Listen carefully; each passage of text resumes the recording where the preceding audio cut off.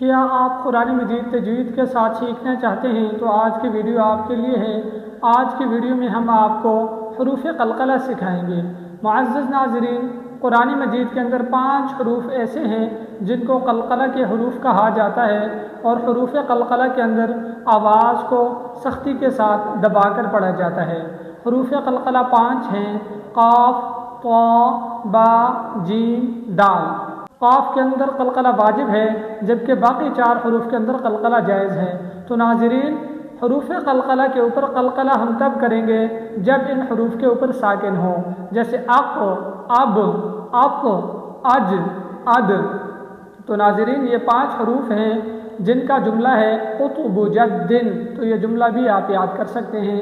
تو جب قرآن مجید میں یہ 5 حروف آپ کے سامنے آ جائے اور ان کے اوپر وہاں پر ساکن ہو، تو وہاں پر آپ نے ان کی آواز کو سختی اس کے ساتھ تھوڑا سا دبا کر پڑھنا ہے: اق، اب، اج، اق۔